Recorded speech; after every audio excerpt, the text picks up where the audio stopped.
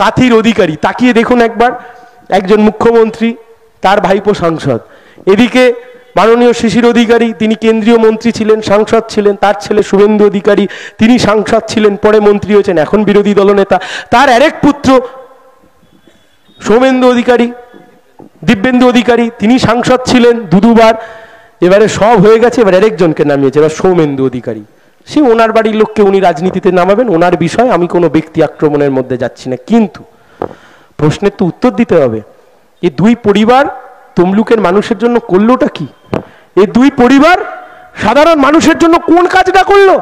এই দুই পরিবার তমলুকের মানুষের জন্য কোন কাজটা করলো? কিন্তু অথচ একবারের জন্য ভাবুন তো, কি না দিয়েছে নন্দীগ্রামের মাটি, কি না দিয়েছে তমলুকের মাটি, এই দুই পরিবারকে ভরিয়ে দিয়েছে। কালীঘাটে মমতা ব্যানার্জিকে মুখ্যমন্ত্রী বানিয়েছে, এই নন্দীগ্রামের মাটি। শুভেন্দু অধিকারীকে বিরোধী দলনেতা বানিয়েছে, এই নন্দীগ্রামের মাটি। গোটা পরিবারকে উজাড় করে দিয়েছে পূর্ব মেদিনীপুরের মাটি। কিন্তু তার বদলে এই দুই পরিবার বেঈমানি ছাড়া পূর্ব মেদিনীপুরের মানুষকে আর কিছু ফিরিয়ে দেয়নি। বেকার যুবকদের সাথে বেঈমানি, কৃষক ভাইদের সাথে বেঈমানি, তমলুকের সাধারণ মানুষের সাথে বেঈমানি। তাই আমরা বলছি, এবার লাল ঝান্ডা ছাড়া অন্য কোনো পথ থাকতে পারে না। কেন ভোট দেবেন বিজেপিকে? একটা কারণ বলুন তো, আমি মাইক ছেড়ে দিচ্ছি, আসুন এখানে এসে বলুন কেন ভোট দেবেন। আর শুভেন্দু বাবুকে দেখে ওনার মধ্যে এক অসাধারণ গুণ আছে, হেভি গুণ। আমি বলছি, মঞ্চ থেকে দাঁড়িয়ে বলছি, ছোটবেলায় আমাদের পাড়ায় এক দাদু ছিল, তাকে আমি বলতাম লজেন্স দাদু। উনি যখনই আসতেন ছেলেমেয়েরা পাগলের মতো তার পিছন পিছন দৌড়তো, কারণ তার পকেটে ম্যাঙ্গো লজেন্স থাকতো, বেরিয়ে সবাইকে একটা একটা করে দিত। আর একদিকে হচ্ছে শুভেন্দু অধিকারী, পকেটে ঠিক আছে, কাকে কোনটা ঠিক সময় দিতে হয় ও লোক ঠিক জানে, কাকে মোটা দিতে হয়, কাকে কম দিতে হয়, কাকে আর একটু কম দিতে হয়, ও সব জানে।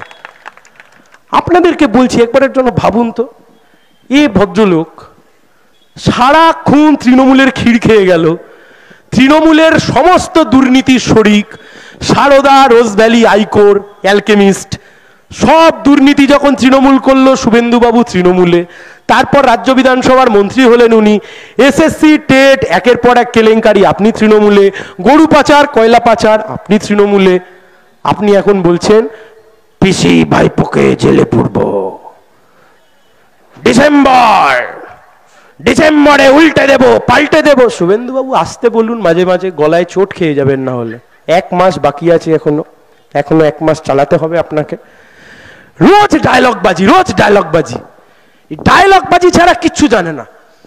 একদিন করে যায় আর একদিন করে বলে অমুক তারিখে ভাইপোকে জেলে পুড়ে দেব, অমুক তারিখে পিসিকে জেলে পুড়ে দেবো। আর কিছু লোক আছে হাততালি দেয় হো হো করে। এদেরকে শুভেন্দু মারলেও হাততালি দেয়, এদেরকে শুভেন্দু বগলেও হাততালি দেয়। ওই যে দিয়ে রেখেছে অল্প স্বল্প করে, সে ওদের ব্যাপার দিক। কিন্তু আমি আপনাদের কাছে বলতে চাইছি, এসব ন্যাকামি দিয়ে আর কতদিন চলবে দাদা, কতদিন চলবে?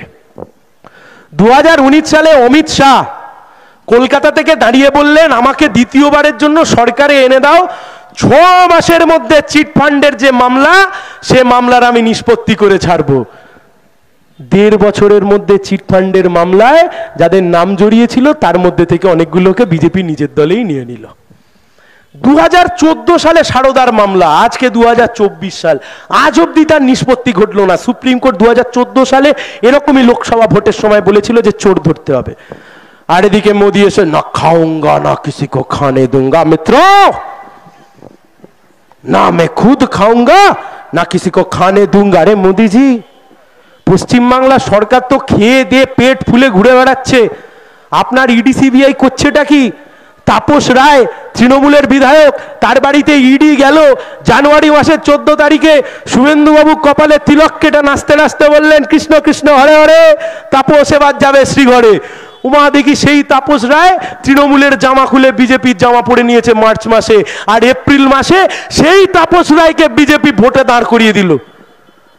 এই শুভেন্দু অধিকারীকে সিবিআই ডেকে জিজ্ঞাসাবাদ করেছিল, কেন না ঘুষ নেওয়ার জন্য।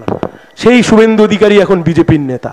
আসামের মুখ্যমন্ত্রী হেমন্ত বিশ্ব শর্মা 10,000 কোটি টাকা সারদা রোজ ভ্যালির দুর্নীতি, কংগ্রেসের নেতা ছিলেন, সে আজকে বিজেপির মুখ্যমন্ত্রী হয়ে গেছে। তার মানে কি?